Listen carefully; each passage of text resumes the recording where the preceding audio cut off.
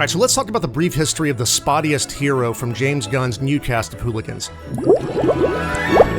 Comic book writers and editors are constantly looking for opportunities to juice the sales, and they tend to do it when the issue number is in multiples of 25, like Superman dying in issue number 75. Now, why is this? I don't know. Our culture loves fives. 5. However, good, clean, round multiples of 100, that's the perfect opportunity for something special. For example, 1993's Batman number 500, it sees a new Batman in a very 90s new Batman costume, but Batman's other flagship comic, Detective Comics, hit number 300 in late 1961, and it gave us the landmark gala debut of a legendary new character, Mr. Polka Dot, aka the Polka Dot Man. Now, there hasn't been a great amount of scholarship about the Polka Dot Man, but he's a character that came from an era leading up to the Adam West Batman TV show. Will the world's greatest criminal mind extract the true identity of Batman? This is also a period where editors were coming up with weird covers that would inflame the attention of children first, then letting the writers and artists figure out what the actual story was later. The story was entitled The Bizarre Polka Dot Man. It was written by Bill Finger, the co-creator of Batman and the primary creator of most of what you actually like about Batman. And it was illustrated by Sheldon Moldoff, who co-created Poison Ivy and the fearsome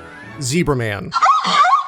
The story begins with an omniscient narrator getting downright philosophical. What is a dot? A spot, a speck, a nothing. Yet by his cunning, one man could make a dot a monstrous menace. Indeed, with a number of dots, he almost became the master of Batman and Robin. We find Batman and Robin out on patrol. Robin spies a break-in at the Spot Service Carpet Cleaning Co. The dynamic duo spring into action and nab 2 of the 3 burglars, and Robin invents what he calls a swinging carpet, which after Googling, I still don't know if that's supposed to be a reference or if he meant flying carpet. It might have been the point. Anyway, we're then introduced to the ringleader, who's going by Mr. Polka Dot, who says, "Call me Mr. Polka Dot, an odd name, but an apt one. For I shall use my inventive dots to make my name known throughout the underworld. Watch!" Mr. Polka Dot begins showing off, ripping a dot from his costume that forms, yes, a flying buzzsaw, which causes a carpet to fall on our heroes. Then another of his dots becomes a flying saucer, which, in case you were concerned about the realism, how can he steer this thing? Relax. He can steer by the control panel on his belt. Batman acknowledges defeat, and Mr. Polka Dot teases an upcoming string of on-the-spot crimes. Now, if you're a Batman villain, it's always best practice to focus your crime spree on businesses that match your gimmick.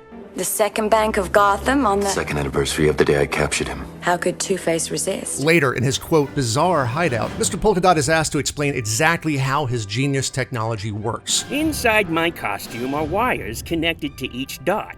While a dot is on my costume, the dot is in neutral.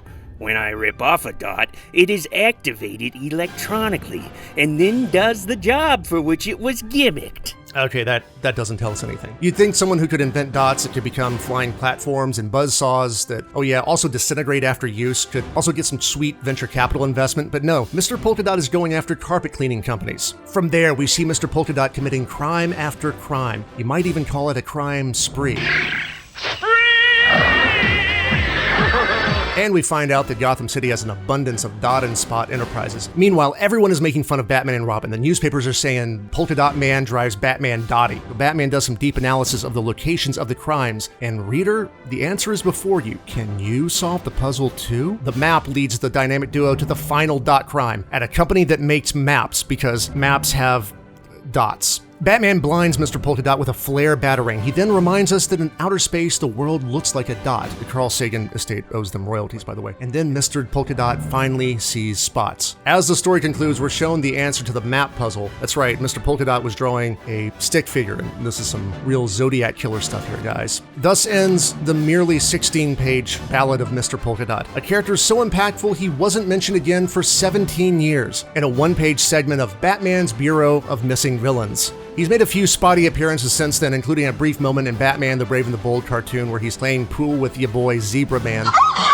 But get ready for Mr. Polka Dot fever. You're going to spot him next as a breakout character in director James Gunn's The Suicide Squad. He's played by actor David Dastmalchian, who, having had roles in the Dark Knight, the Ant-Man movies, and both the Gotham and the Flash TV shows, might just be the dot at the center of the comic book film and television multiverse.